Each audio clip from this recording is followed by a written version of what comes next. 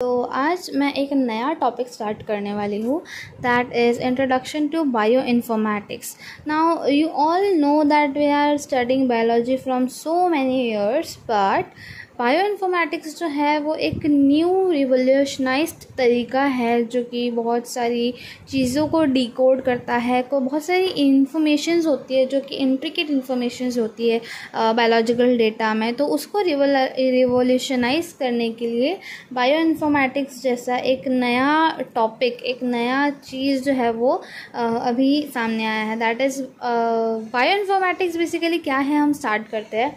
Okay, directly we are not jumping on the bioinformatics, but let us generalize this topic that basically what is bioinformatics. Okay, so bio, you means, you know that what does bio means, that is living organisms, and informatics that means what कि कुछ ऐसी चीज़ें जो हमको नहीं पता है, जो हम अपनी आँखों से नहीं देख सकते. बहुत सारा कॉम्प्लेक्स बायोलॉजिकल डेटा होता है जिसको इंटरप्रेट करने की ज़रूरत है. तो बायो इन्फॉर्मेटिक्स जो है वो एक ऐसा मीडियम है, एक ऐसा इंटरडिसिप्लिनरी फील्ड है that leverages computational tools and different statistical methods, जिससे कि हम एनालाइज और इंटरप्रेट कर सकें जो डेटा हम सिंपली इंटरप्रेट नहीं कर सकते. राइट. तो it is a bridge between raw biological information and scientific insights that are actionable. Okay, now let us start with the basic thing, that is इसमें क्या क्या चीज़ों की ज़रूरत होती है. So first is computational power. Right. तो बहुत सारे ऐसे पावरफुल हार्डवेयर्स एंड सॉफ्टवेयर्स है जो कि यूज़ किए जाते हैं टू विजुअलाइज डेटा सेट्स, जैसे कि DNA, RNA and protein sequences के बहुत सारे डेटा सेट्स होते हैं. इन सबको व्यू करने के लिए हमको कंप्यूटेशनल पावर चाहिए. दूसरा, बायोलॉजिकल डेटा चाहिए that focuses on analysing the fundamental building blocks of life which gives us meaningful patterns and relationships. जैसे कि हेरिडिटरी इंफॉर्मेशन हो गई. अभी बहुत ज़्यादा चल रहा है ना, डीएनए फिंगरप्रिंटिंग चल रहा है, बहुत सारे नए नए टेक्निक्स आ गए हैं, जेनेटिक इंजीनियरिंग, ये सारी चीज़ें हो गई. Then third thing is data interpretation. So अब third thing is data interpretation. That means it combines biology, computational power, statistics, mathematics and उस बायोलॉजिकल इंफॉर्मेशन का एक सेंस बनाना. राइट. सो अब एक छोटा सा स्नैपशॉट है कि बायो इन्फॉर्मेटिक्स का बर्थ कैसे हुआ, कैसे बायो इन्फॉर्मेटिक्स इमर्ज हुआ. तो बहुत सारे पायनियर्स थे जिनको धीरे धीरे बहुत ज़्यादा रैपिडली ग्रोइंग वॉल्यूम जो था बायोलॉजिकल सीक्वेंस का, तो ये रैपिडली ग्रोइंग वॉल्यूम को मैनेज करना, एनालाइज करना बहुत ज़्यादा मुश्किल हो रहा था manually. So pioneers, they laid the groundwork for today's advanced analytical capabilities in 1960s.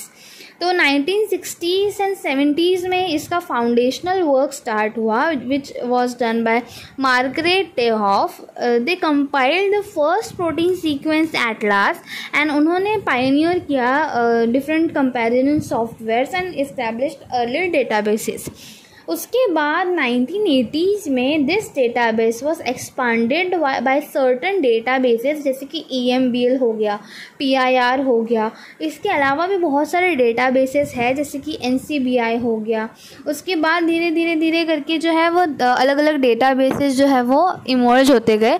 तो उन डेटाबेसेस के बारे में भी हम आगे चल के डिटेल्ड व्यू एक देखेंगे. और हर एक डेटाबेसेस का अपना अलग साइट है, तो हर साइट पे अलग अलग इन्फॉर्मेशन है. It is very very interesting कि बहुत सारी चीज़ें होती हैं जो हमने अभी तक देखी नहीं है, तो बहुत सारी चीज़ें हम देखेंगे.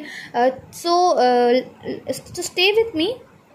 Now third thing is in 1988 there was the foundation of NCBI. NCBI मतलब कि it is National Center for Biotechnology Information. तो ये एक प्राइमरी ग्लोबल हब है जहाँ पे बायो इन्फॉर्मेटिक्स के सारे रिसोर्सेज है, बहुत सारा वास्ट डेटा है. NCBI की भी एक साइट है which I mention in the description box, and उसके ऊपर भी हम एक अलग वीडियो बनाएंगे. So stay with me. Okay, now अब क्या क्या चीज़ें हम देख सकते हैं. तो सबसे पहली चीज़ है data of DNA, DNA and protein sequences. अब डीएनए एंड प्रोटीन सीक्वेंसेस तो है ये बिल्डिंग ब्लॉक्स है हमारे बॉडी के, इनके बारे में भी मैंने वीडियो बनाया हुआ है। डीएनए क्या है, प्रोटीन सीक्वेंसेस क्या है, अगर नहीं पता है तो तुम लोग जाके देख सकते हो, उसका लिंक मैं डिस्क्रिप्शन में डाल दूँगी। तो स्टार्ट करते हैं डीएनए सीक्वेंसेस से। तो डीएनए सीक्वेंसेस जो है तुम लोगों को पता है कि they are represented by 4 bases, adenine, cytosine, guanine and thymine, and in RNA it is replaced, thymine is replaced by uracil. उसके बाद स्पेशल एम्बिग्विटीज़ होती है जो कि हैंडल की जाती है बाय स्पेशल कोड्स, जैसे कि R for purine, Y for pyrimidine. Purine and pyrimidine क्या है ये भी मैंने उन वीडियोस में मेंशन किया हुआ है। Then blueprint of life carrying genetic instructions. तो ये सारी चीज़ें हैं जो बहुत ज़्यादा बायोइन्फॉर्मेटिक्स के थ्रू इजी हो चुकी है हमारे लिए।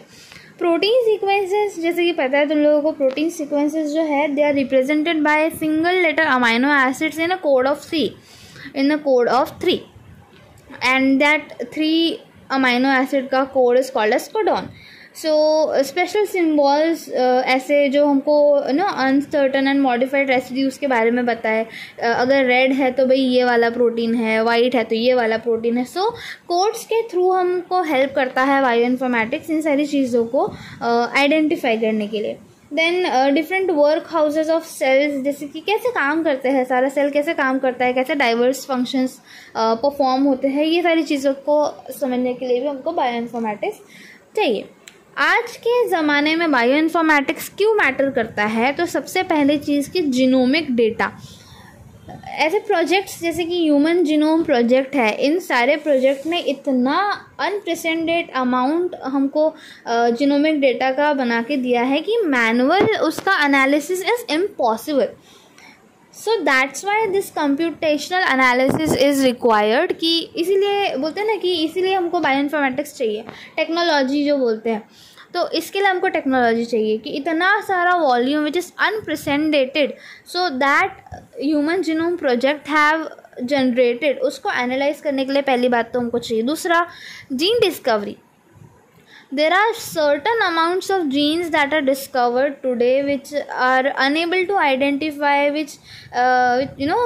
their functions and their different their functions which leads to genetic diseases। तो हमको मालूम ही नहीं है कि कौन सा जीन आज आइडेंटिफाई होने वाला है, उनको आइडेंटिफाई करना, उनके फंक्शंस को मैच करना। सो एक बैक हिस्ट्री होती है ना, एक बैक हिस्ट्री जो होती है वो स्टोर्ड होती है कोई डेटाबेस में, तो हमको एनालाइज करने के लिए आसान पड़ता है। सो उसके लिए हमको बायोइन्फॉर्मेटिक्स चाहिए ताकि हम large amount of data store भी कर सकें और जब हमको ज़रूरत पड़ रही है तो हम उसको तुरंत ढूंढ के ला भी सकें on finger tips. Third is evolutionary insights. That means कि जितनी भी एवोल्यूशनरी स्टडीज़ हुई है आज तक, तो उनको कंपेयर करना with the currently identified genetic sequences across variety of species, जो कि कॉमन एंसेस्ट्री, कॉमन डाइवर्सिटी हमको रिवील करते हैं, उनके बारे में स्टडी करने के लिए एक फैसिलिटी चाहिए। That facility is bioinformatics. That facility is provided by bioinformatics.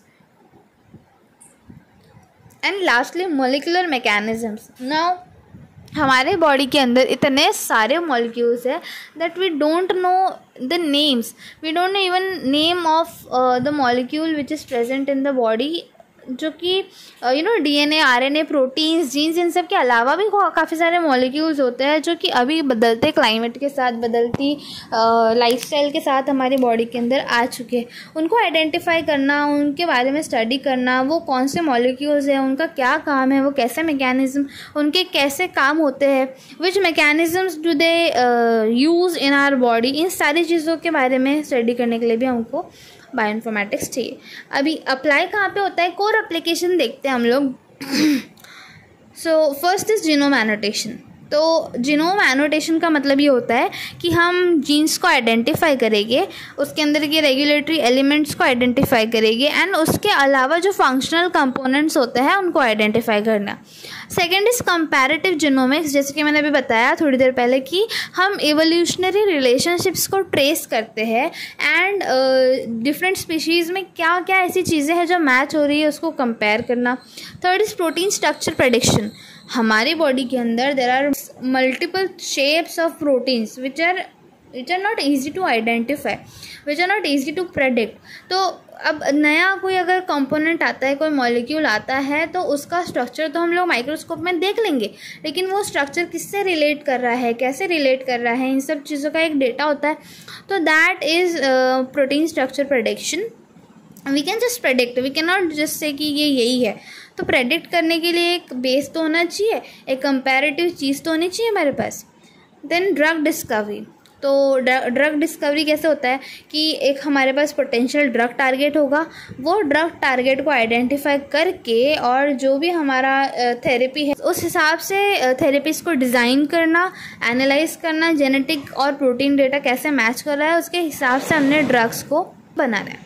It is very interesting thing to do कि हम कंप्यूटर के सामने बैठ रहे हैं और हम बहुत मस्त मस्त चीज़ें कर रहे हैं. तो उन सब चीज़ों को देख के मज़ा भी आता है और एक कुछ नया सीखने को भी मिलता है. तो there are certain databases जैसे मैंने बताया. तो उसमें हम क्या करते हैं, तो firstly we do sequence alignment. Sequence alignment क्या है? सो बेसिकली अल्गोरिदम्स यूज़ किए जाते हैं जिसमें ब्लास्ट है, which finds similarities between biological sequences and gene identification and evolutionary analysis. Secondly, biological databases जैसे कि GenBank हो गया, SwissProt हो गया, PDB हो गया, इन सब के बारे में मैं वीडियो बनाऊंगी. इन सब को कैसे यूज़ करते हैं वो भी हम देखेंगे. थर्ड इज स्पेशलाइज सॉफ्टवेयर्स जो कि एक पर्टिकुलर होता है application for gene finding, protein domain का एनालिसिस करना एंड मॉलिक्यूलर मॉडलिंग करना.